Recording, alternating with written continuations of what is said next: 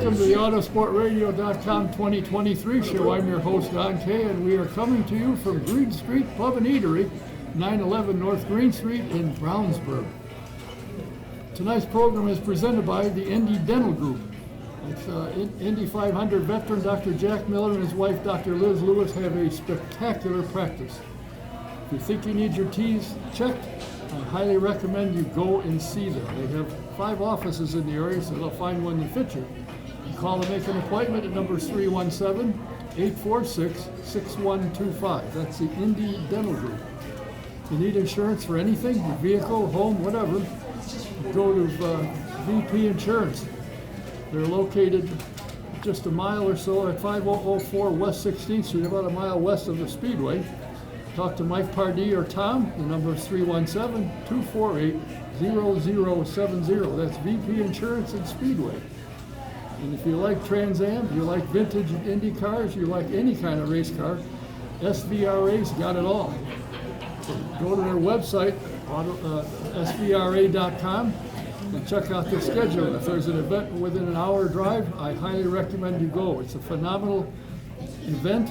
They bring great cars, great racing. You'll have a good time. A couple of things to mention. Of course, I want to say that the sound is provided by Pierce Sound Productions. And a member of our audience tonight is having a birthday tomorrow. Greg Ogden will be 21 tomorrow. Happy birthday. And most of you, I'm sure, know Scotty. I'm sure most all of you know her. I was told today that this may be the last day she will be with us. She was doing fairly well for a while, for a few days, and then I guess yesterday she took a turn for the worse, and they said there's nothing more they could do for her. Her family is with her, so everything is whatever it can be. Sorry to see her go. She's quite a character. We'll miss her. My first guest is a gentleman that, when he's available, he will show up. And always glad to talk to him. Should have some interesting things to look into since the middle of the season. So we're going to talk with the one, the only, Mr. Conor Daly. Thank you. Thank you, sir. Now, how in heaven's name did you and Ed Carpenter Racing split? You brought the sponsorship. And you told me that sponsor said he would be with you as long as you race. Well, he's not with me, so he's.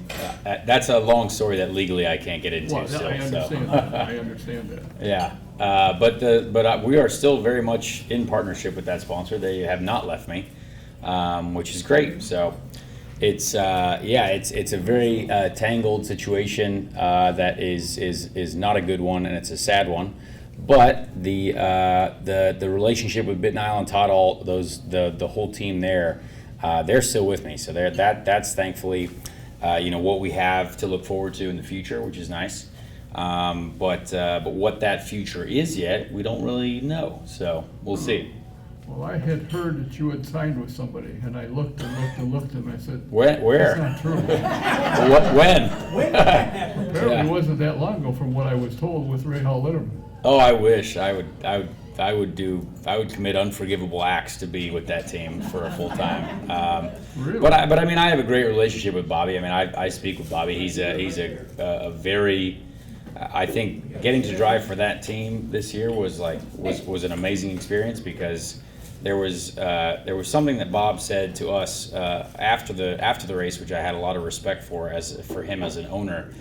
He sent a group text to me, Graham, and Christian after the St. Louis race. Right, we were okay, right? We didn't have a chance to win the race, but Bobby said, "Hey guys, sorry we didn't have the cars to win the race tonight. We appreciate your efforts." And I was like, I've never really received a text like that from an owner who accepts, "Hey, we didn't have what we needed to compete for the win today.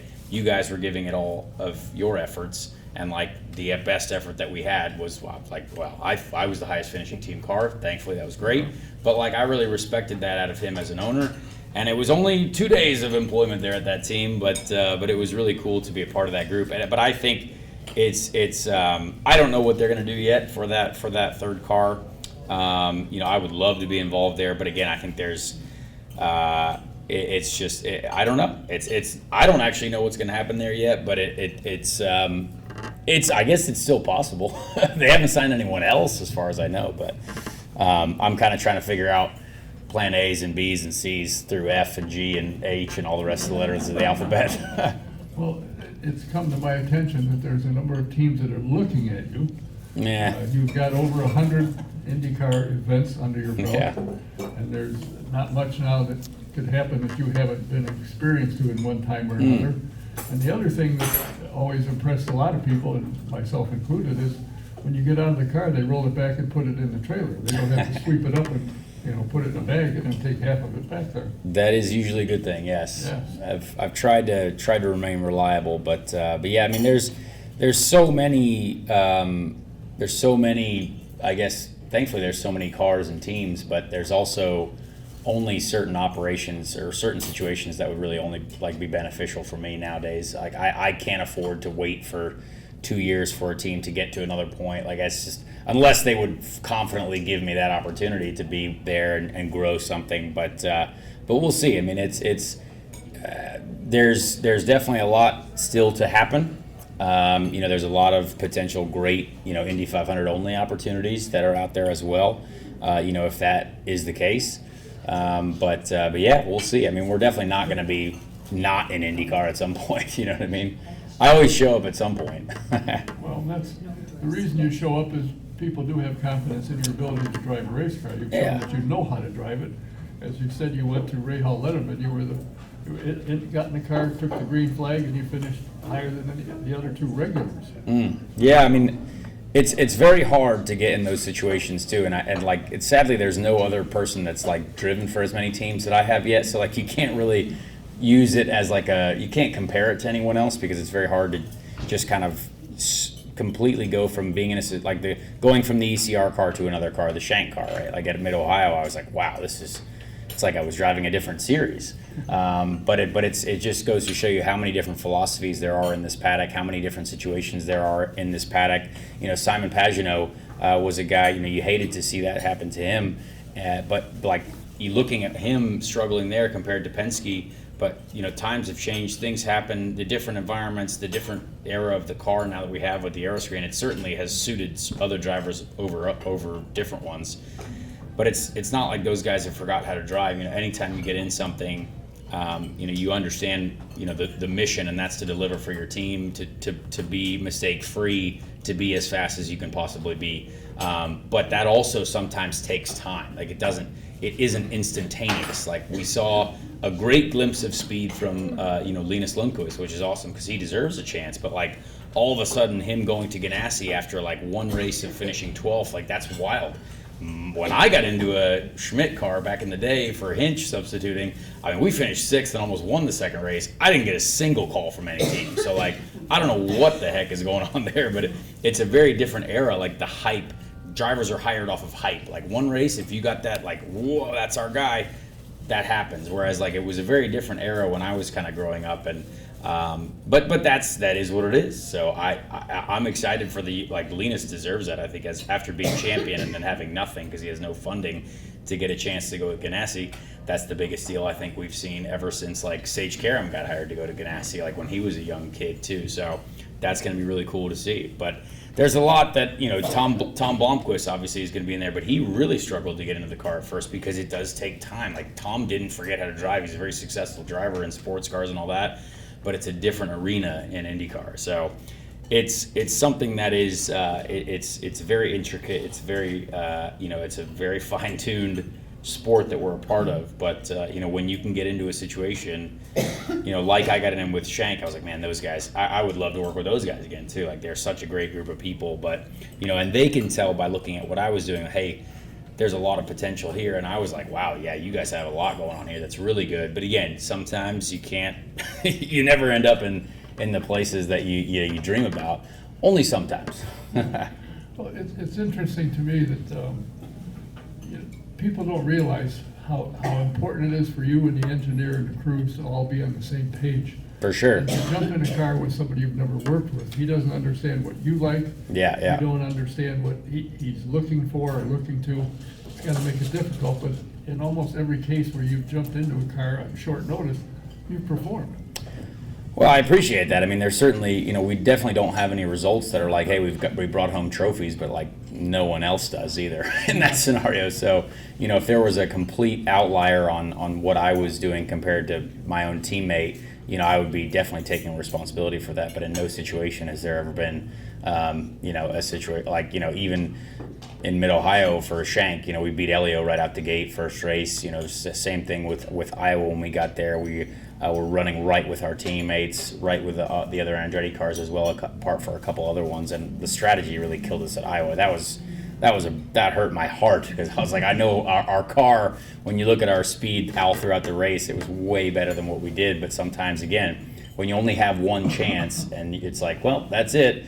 See you later. You know what I mean? That's all you get. And sometimes these races happen. You know what I mean? You saw plenty of really good guys finish at the back of a bunch of different races this year, which is kind of crazy. It's just how competitive the sport is.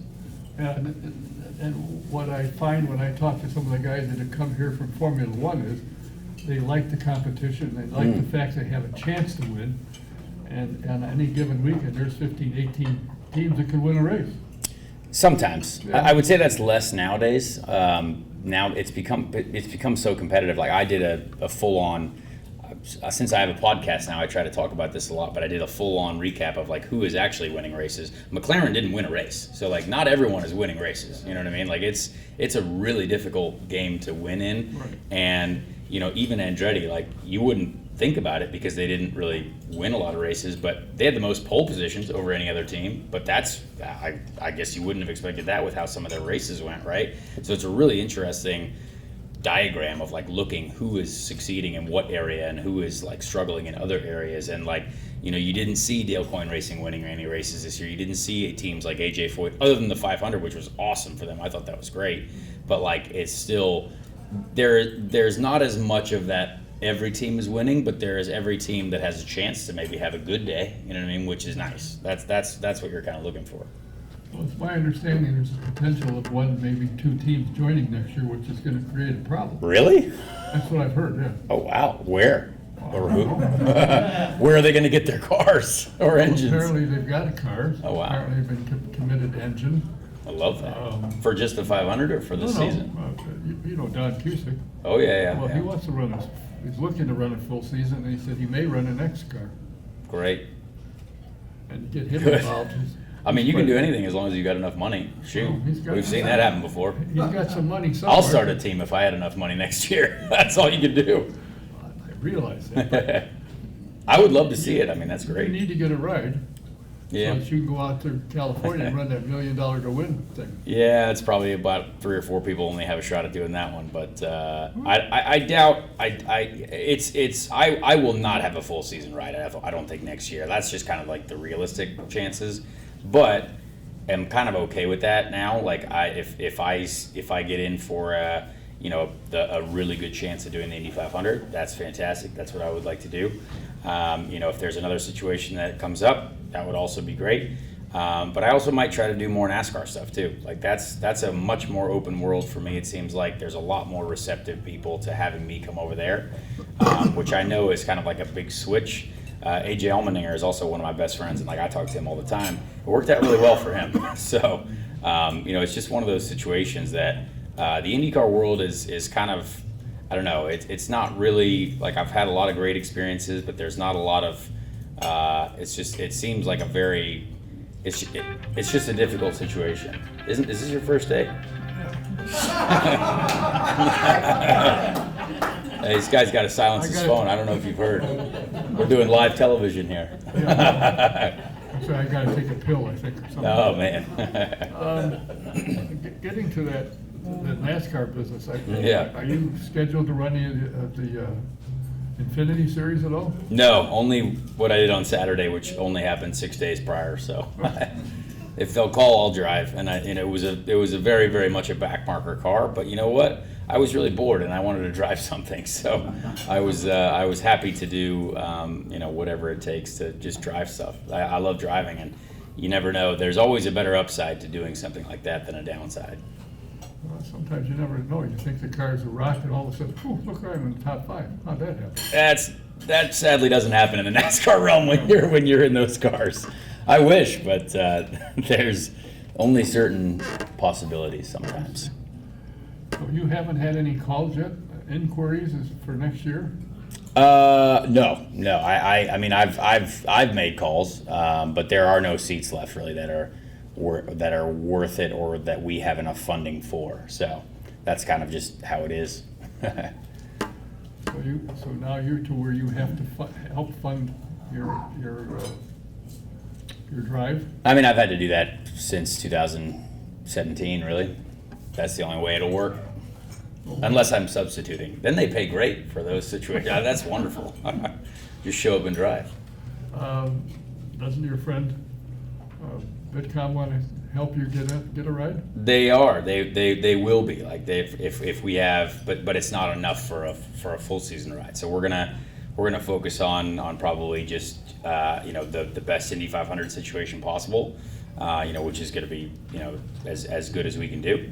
And then go from there and see what else happens. If there's anything that they can dedicate to me making the move to the NASCAR Truck Series or Xfinity Series, whatever it is, there might be something there too. But there's just not any opportunities left here in IndyCar. Well, it seems to me the last I heard, Dale Coyne hasn't signed anybody yet. Yeah, I'm not going to go there. Oh. It wouldn't be worth it for me, honestly. Okay, well, I mean, I don't know. But... I've done enough just driving around. Like the ECR situation, we were not competitive anywhere. So like, I don't want to do that anymore. You know what I mean? Like we had great Indy 500 cars. That was awesome. And we were the best finishing Indy 500 driver there. So like, but everywhere else, I'm sick of doing that, of just showing up to just be average. So like just be part of the field. Yeah, it's just and Dale Coyne, like I love Dale Coyne, great guy, but like you can't. If you really see what's going on in the grand spectrum of things, it's just not really. It doesn't really. It would be a difficult situation. It'd be like I'm not really in it to just drive around anymore. And I think our sponsor though as well, it would have to make sense for everyone. Oh, yeah. It can't just be me like saying, hey, let's go here, let's work together on things. It would have to make sense for everyone. So it's a tough business. It's a tough game. Yeah, that's for sure. And unfortunately, it's not quite as expensive as Formula One. Well, that's not even Grief. But it just kind of boggles my mind that there isn't somebody going, what are you doing next year, Connor? Yeah. Available? It's a difficult situation. I mean, to be completely honest, like I don't have anything to show for it for the last 3 years. Like I really don't. Like I'm completely honest with myself on that. But neither did anyone else really with our with that group either. Renus is a very, very good driver. He's done well a couple different times, but I had their best finish of the season until the last race of the year. So there's a lot there that it's just a difficult world. That's all you can say about it. Like I don't have anything unless you're like there are several people who still believe in me, but they're not the ones that are making the calls, sadly. There are a lot of people who know also what I've been dealing with, and they can see that. But again, it's just a difficult situation. Well, I don't know. I gotta have a feeling that everybody sitting in this room would love to see you behind the wheel of a car on a full-time basis. I appreciate that. With a competitive car, and that's the trick. I think is that you want to get yourself now at this point in your career. You want to get into a competitive car.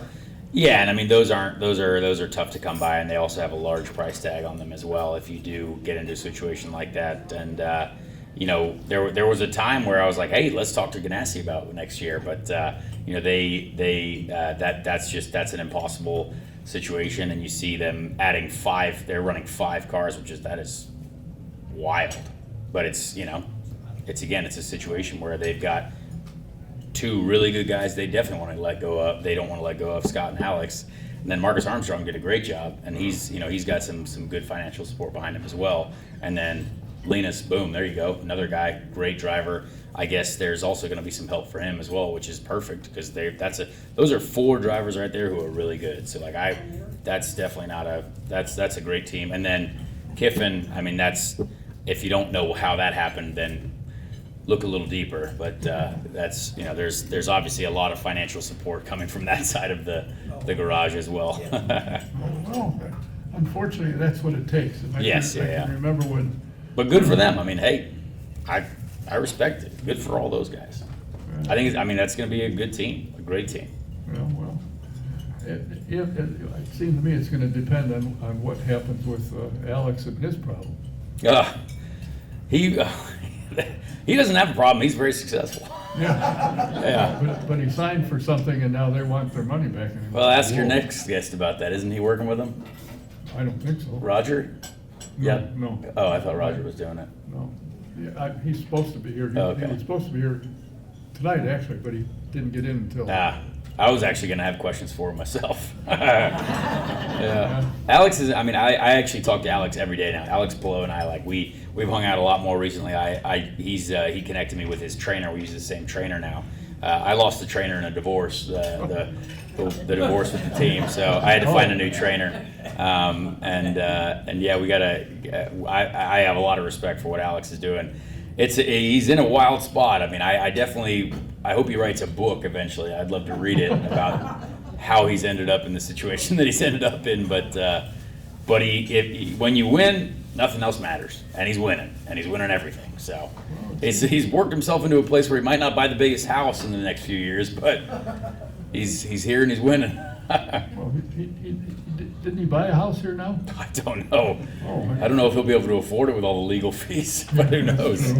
Who knows? Well, I hope it's all right for him, though. In the end, the drivers usually get the short end of the stick because the teams always have more money than we do. But that's a wild deal. Great headlines, though. Great headlines.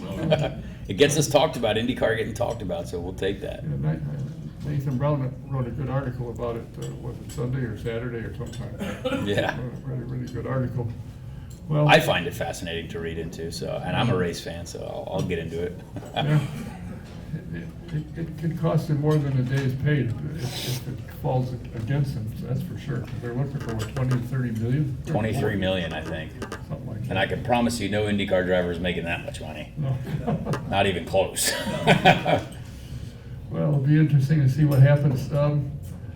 Is there a team in NASCAR that is leaning toward you, that's putting something on your plate that you might have to tend to say, yeah? Honestly, there's no situation there without funding. So what we're trying to do is figure out if, the BitNile group, all of us together, if there's something that they're a company that they've got involved with that have kind of the NASCAR fan base as their demographic, that is something that there is definitely an operation there as long as we put it all together. So, we do have something that would be in place as long as we connect the dots and the sponsorship is in place. So again, I don't go anywhere without a financial assistance. So we'll see. It would be a great team though and a great situation. So that would be nice if we can connect all the dots. You've got a good team that's looking for you. Just got to put everything together to make Exactly. it Yeah. go. It would be a fun switch up of things, and I think it would be a fresh look at a whole different area of motorsport, and that would be nice. I think it would be fun for me because I really enjoyed getting into new situations this year. That was like a complete refresh of my mind and my spirit and all that stuff. So it'd be fun.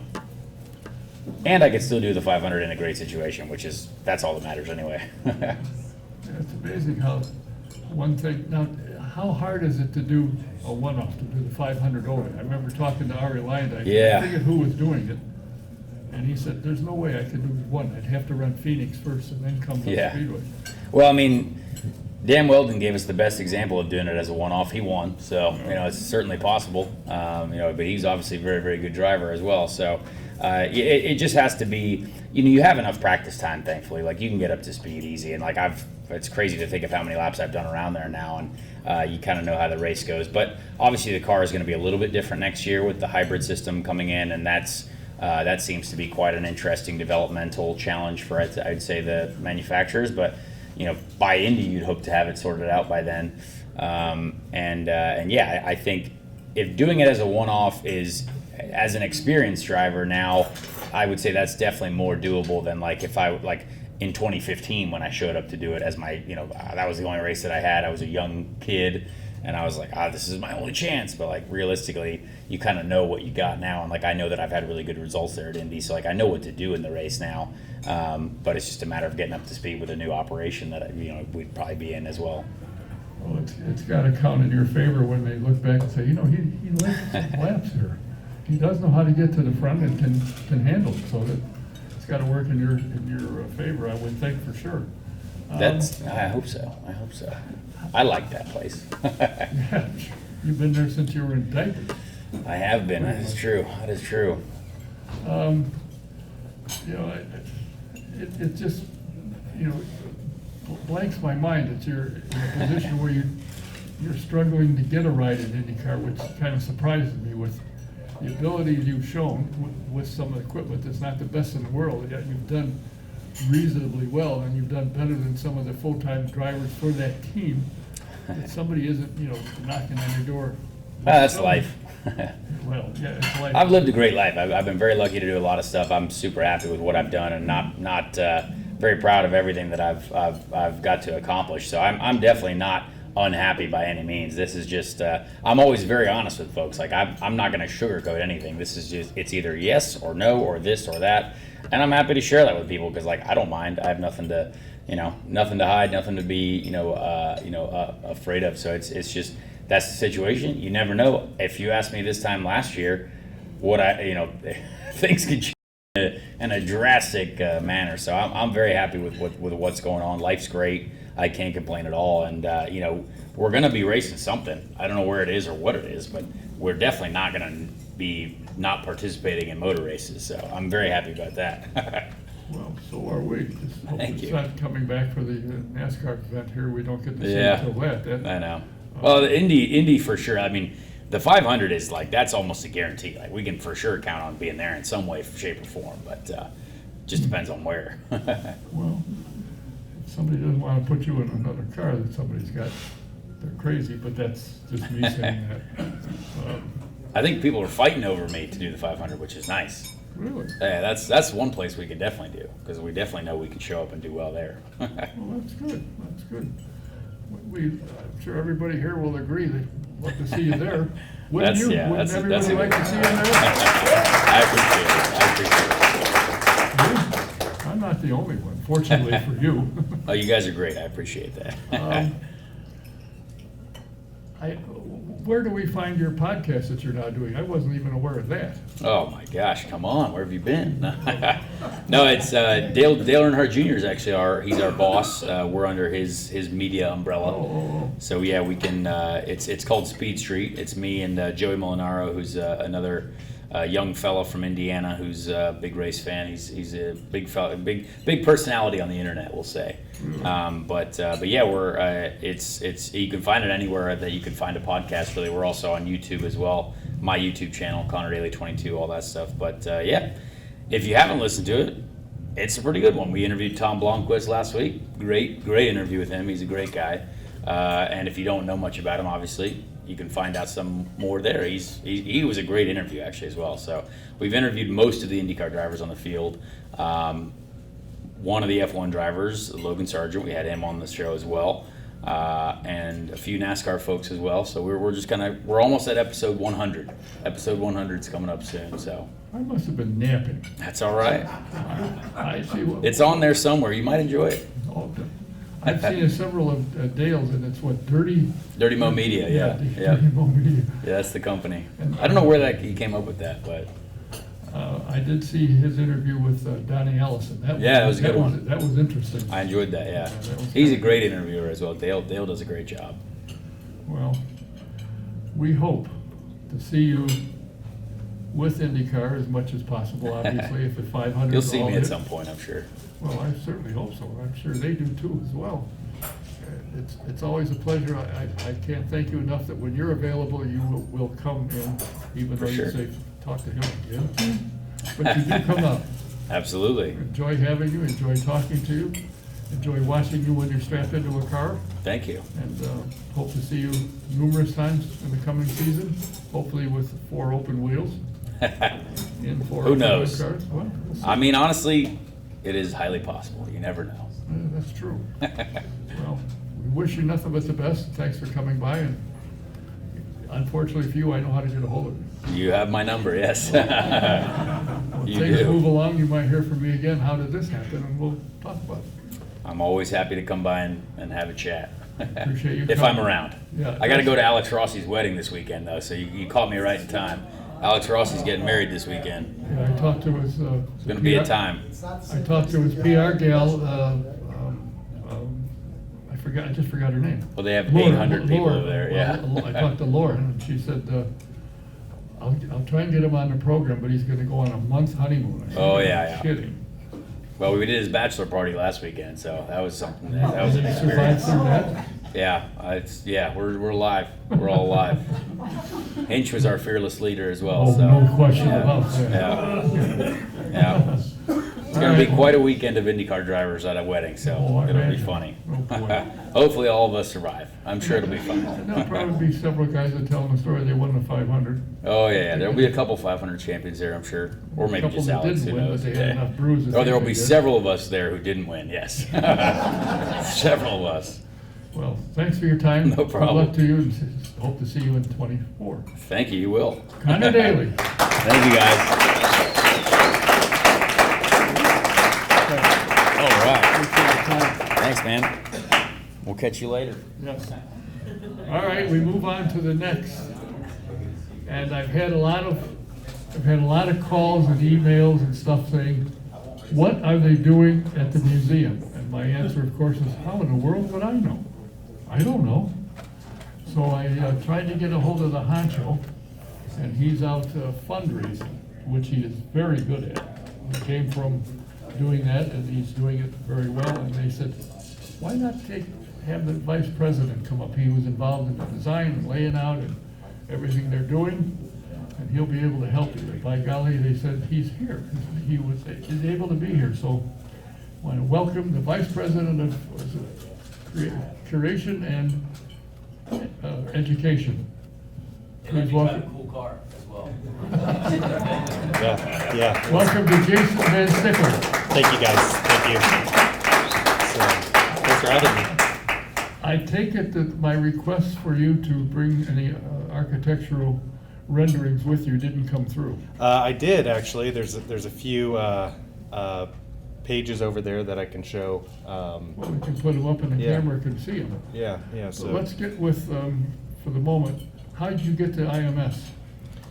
well, it's Are kind you of been a former long. race car driver? No. I didn't do too much racing. It's kind of a long story in a way. We got time. We got time? Okay.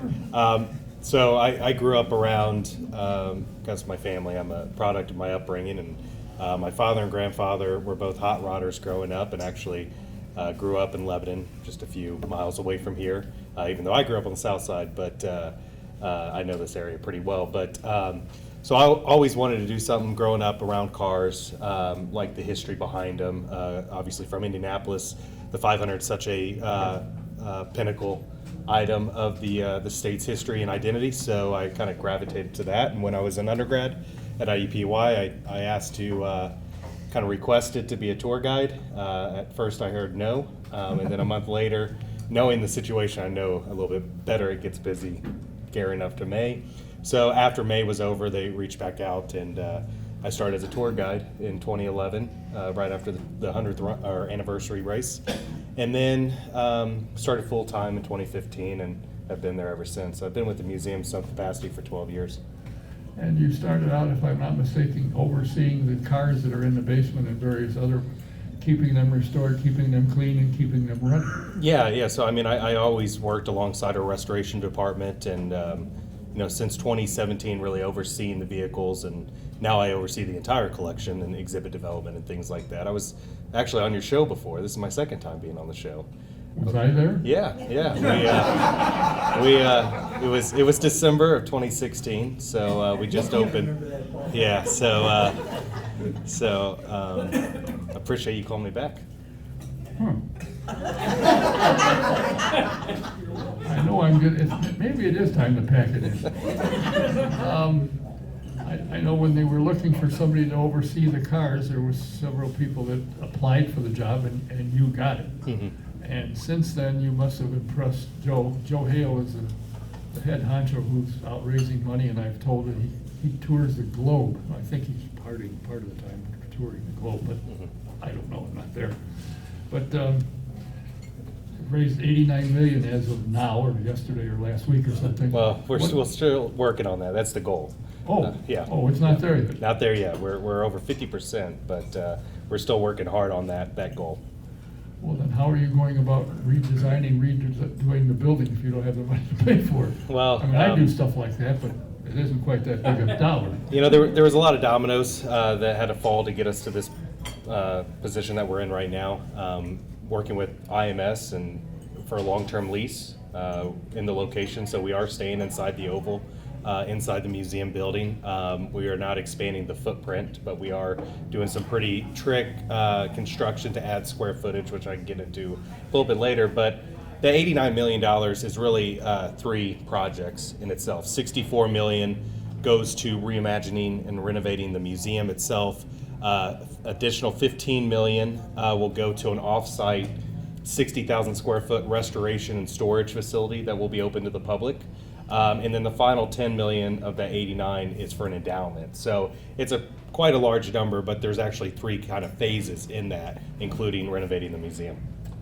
Oh, I saw on one of the newscasts of classic cars loading up some of the cars. Where the hell are they going? Oh, I can't say that. So I knew you were going to say. yeah, tell me. I would say we have some locations over the city that hold not only our cars. We have about 200 vehicles in the collection, but then we have about 55,000 pieces of artifacts, ranging from credentials, tickets, textile, suits, helmets, things like that, and all the way to trophies. So the cars were kind of, hate to say it, but the easy thing, the thing that we knew how to move. We do that pretty regularly, but the non-vehicle collection was pretty substantial, which we did in about 2 months. It seemed to me, I understand that at some point a few years back, they decided to only keep the museum with cars that had to do with the speedway. Some of the stuff that they had that were not connected with the race itself have been sold or auctioned off or whatever they did with it. Is that a fair statement? Yeah, we went through a deaccession process that started in earnest really in 2017, reviewing the collection, wanting it to be more mission driven. With that said, as I mentioned, we have 200 vehicles in the collection.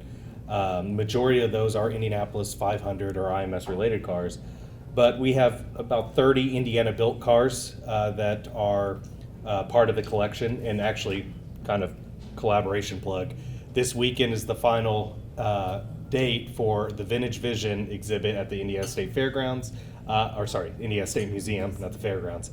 And if you are a museum member, show your museum card and you can get into that exhibit for free. So make sure you see that. There's 10 cars from the 1920s, but then we do have some non-Indy 500 vehicles, but most of those were sold, and then that money is restricted to the care of the collection.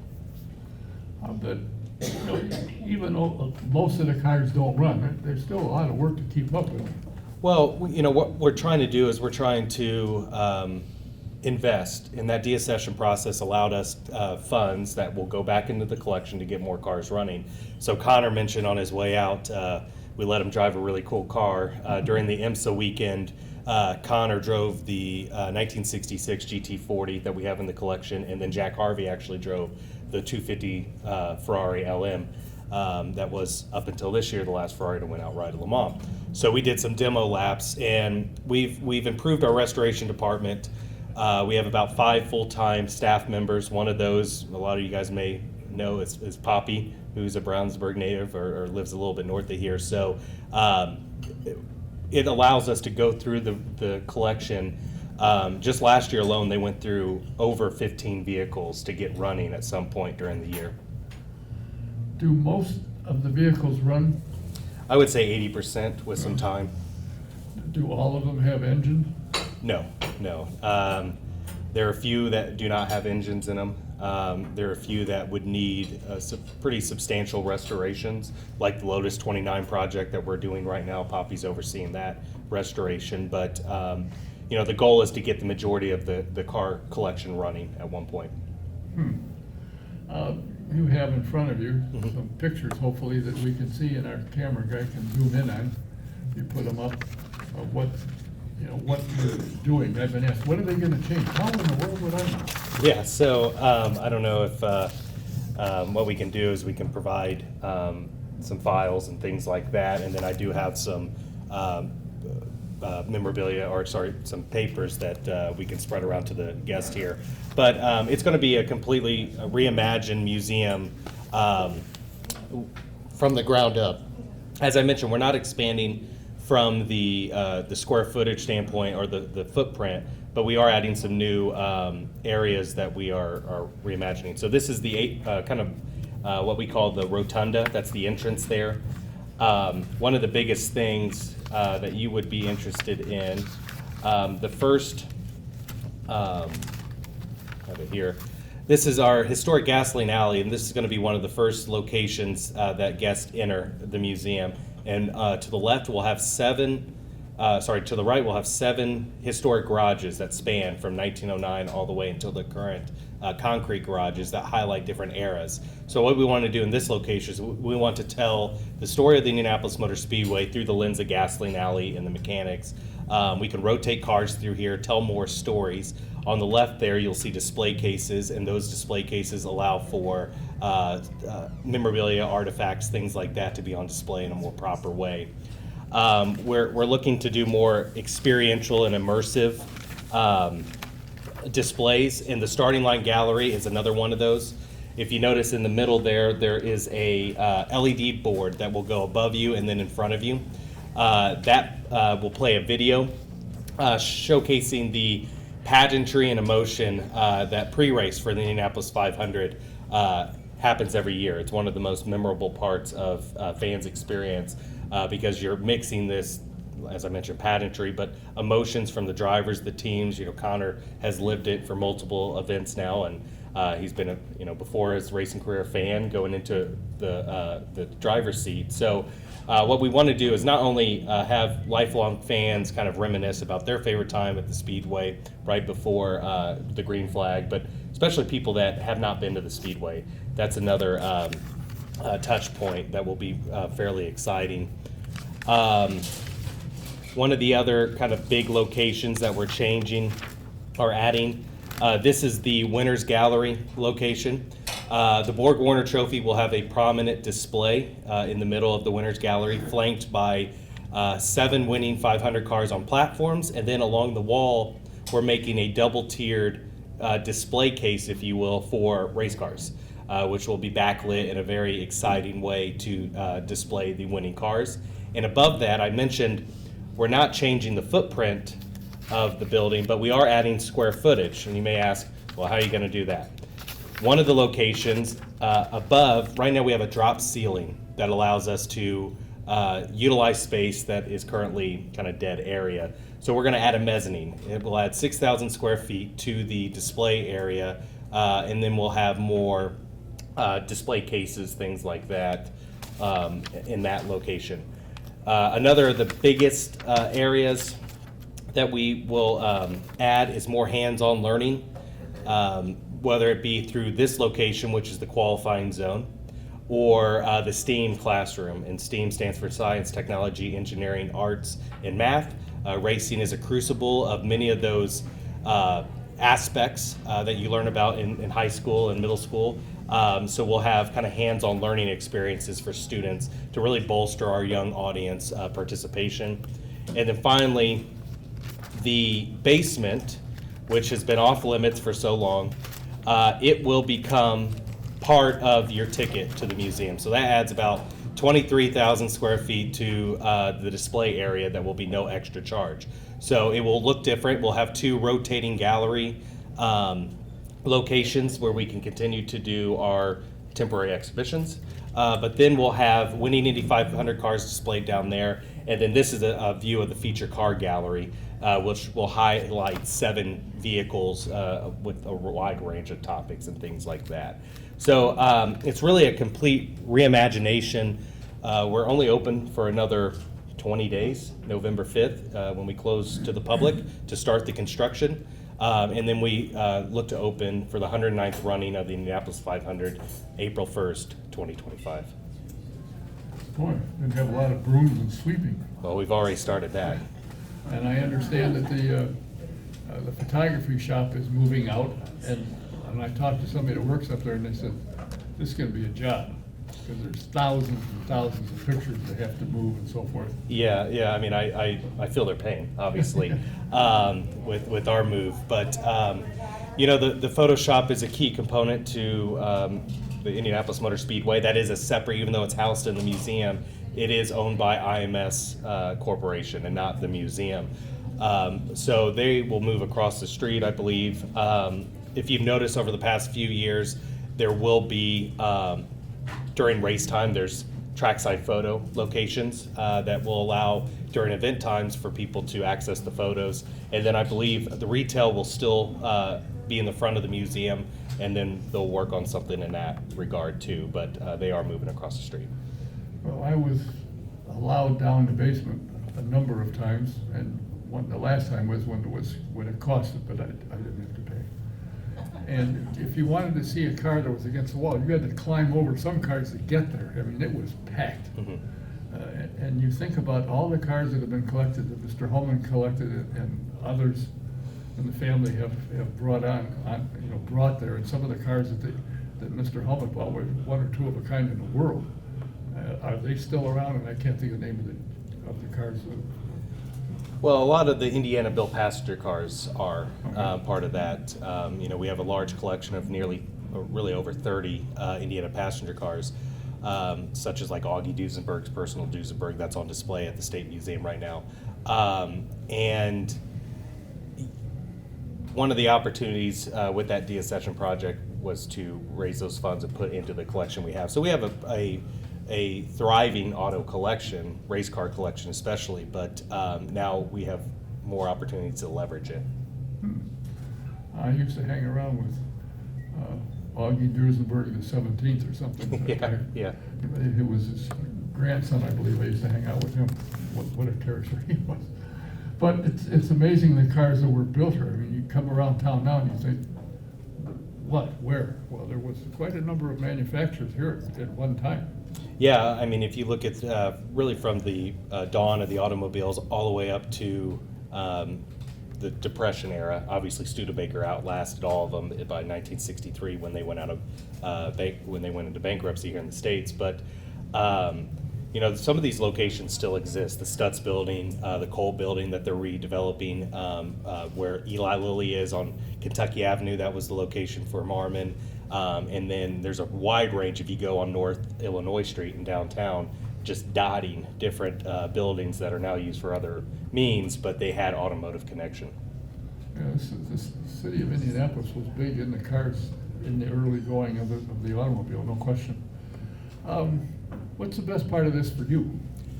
Well, I think it's, for me, it's exciting to take this organization that's nearly 70 years old. It is a kind of cherished item. It's where a lot of people at any point in their life, especially younger, they get a chance to learn about the Speedway.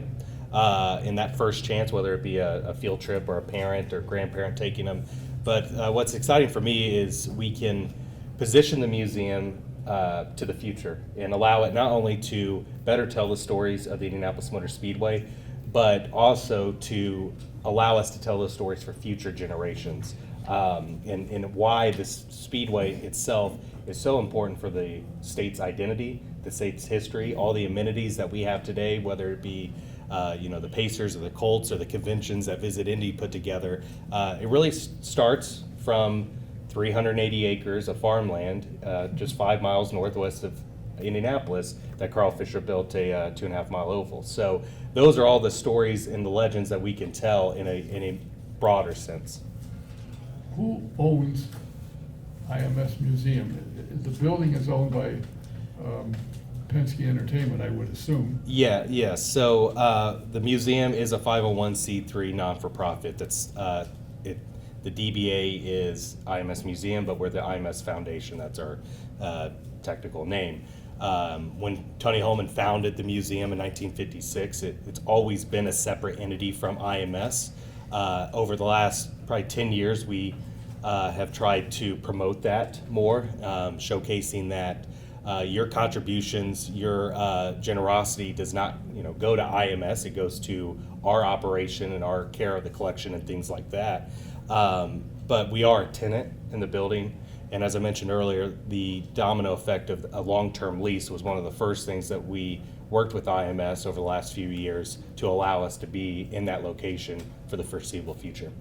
Yeah, I know there was talk at one time of moving it, and I'm thinking, why would you move it? It's in the best place in the world to be. Well, I think there was more rumors than legs on that one. But you know, at the end of the day, you always have to look at opportunities. But I think that was a little bit blown out of proportion. Probably. That's what I usually get is baloney. Well, there's two things that travel fast at the Speedway: race cars and lies.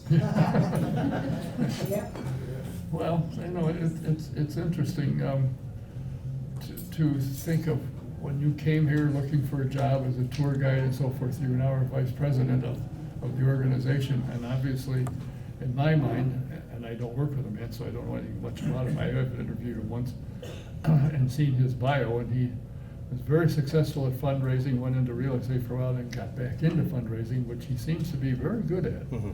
And as she told me, and I want you to thank the young lady, Kara, I think her name is, for getting you here, but she said he's on the road, he's out raising funds. Yeah, you know, it's great to have Joe on board. He joined us in 2021, right after the pandemic, and you know, it's allowed us not only to broaden our scope of fundraising, but make connections and bring new things to the museum.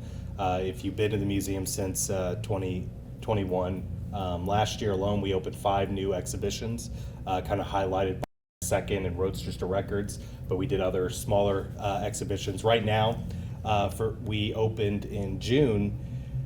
We have 2 exhibits. One is titled 1956, which honors the first 13 vehicles and items that started the museum.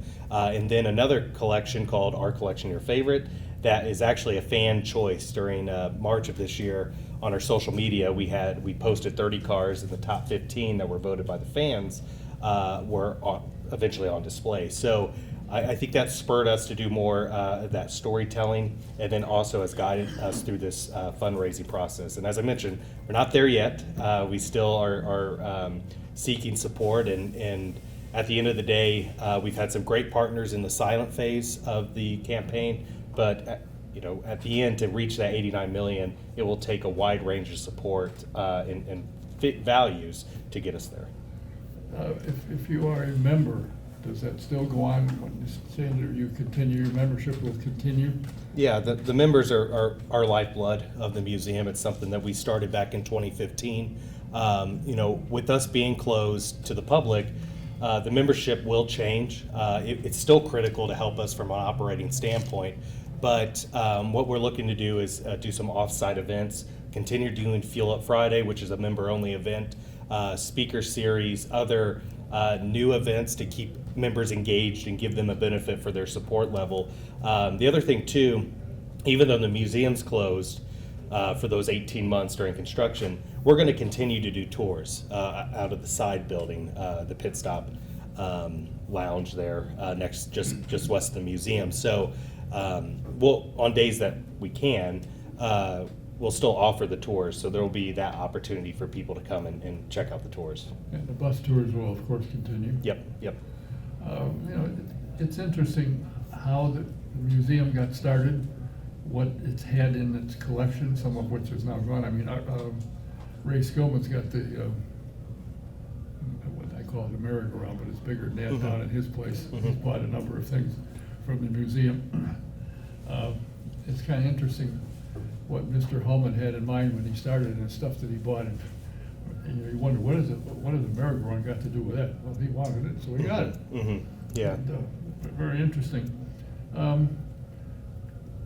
Is there anything that you think needs to be added, or have you been involved in the design and layout and the ideas to put this whole thing together? Yeah, I mean, we're still designing it too. Really? When you look at it, this is a comprehensive plan, and it takes a lot of effort and time from our staff and our exhibit development team to develop these contexts.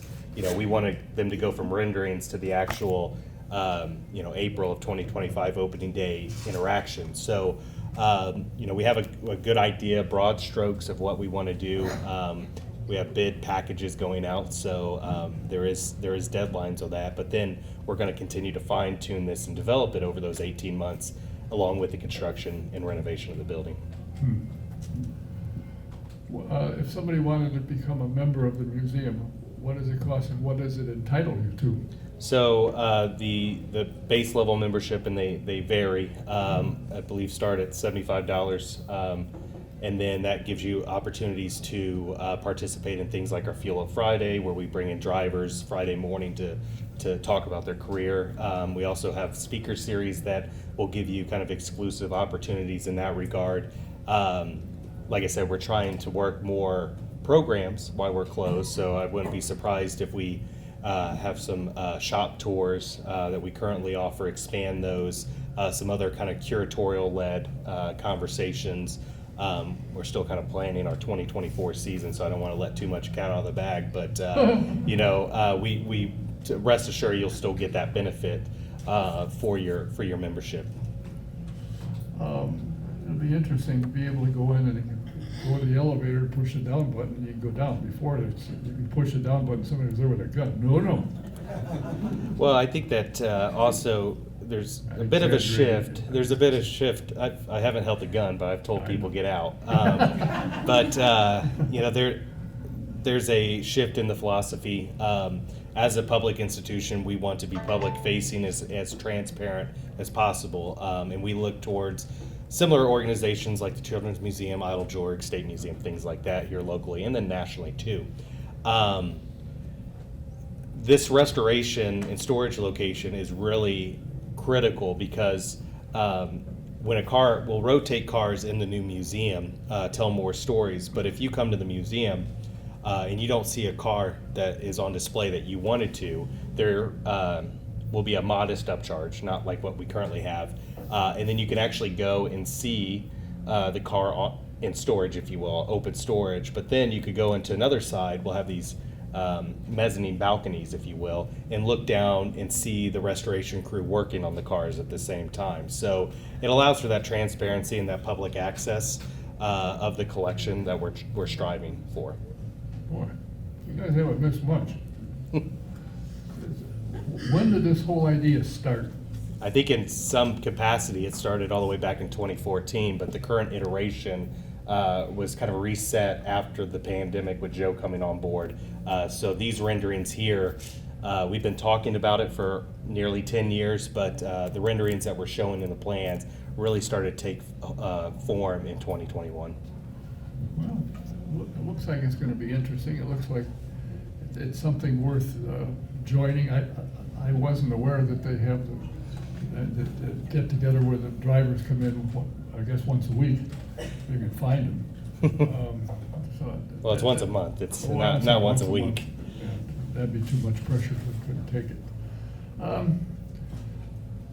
What do you hope to? Where do you want to get to? You want to replace Joe when he retires? You take over. What's your goal? Oh, I think my goal is to open the museum in 2025 to a kind of a exciting, not new audience, but welcoming audience, returning audience. Allow us to become a staple here in the community, the museum on par with the other organizations that I mentioned. We have a world-renowned collection already, so that's in some cases the easy part. We don't have to go find the Marm and Wasp or the Maserati or insert car. We have a good loan program where we bring cars in from privately owned entities, and we'll continue to do that based on the exhibitions. But I think that's my short term. 2025 is a long time, but it'll be here before you know it. So that's my goal on the horizon.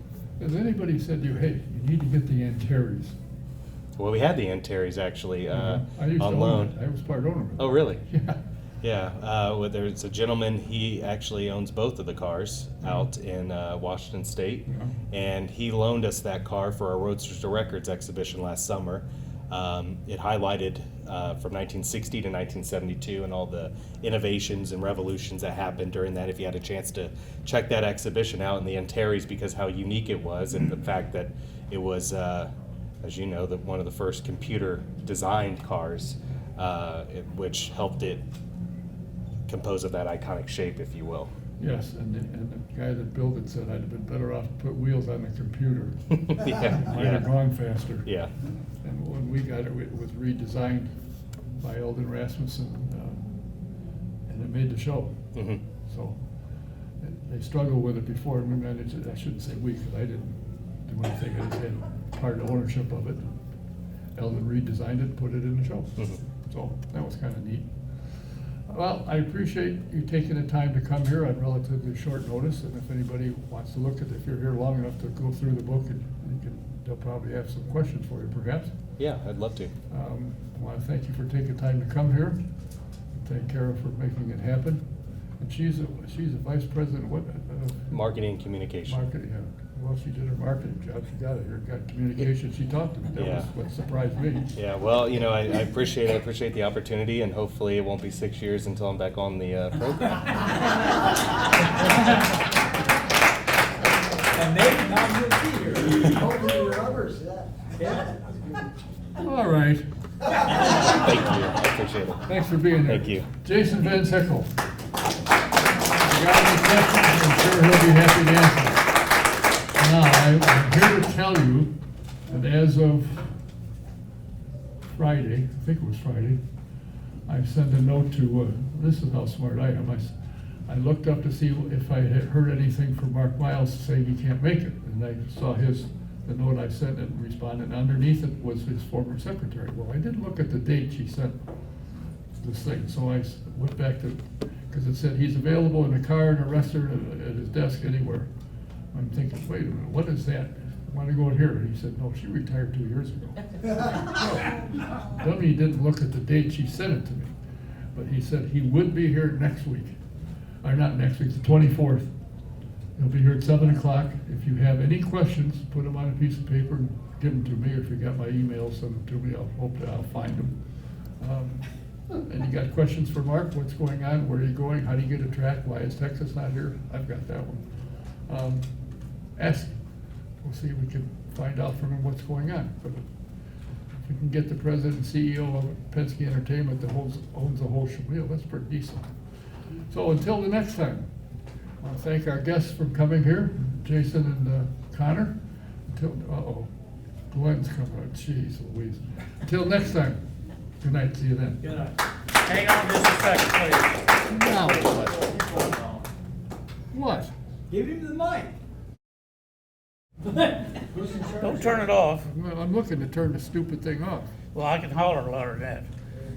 That's what Mary says. She can holler at you louder. Yeah, well, she probably will, but that's okay. You Now know, that you got it, what are you gonna do with it? well, I'd like these people to know a little something about you. They don't need to know anything about it. Yes, they do. No, they don't. Yeah, you're not just an announcer. Yes, I am. Yeah, well, I've thought about this for a while.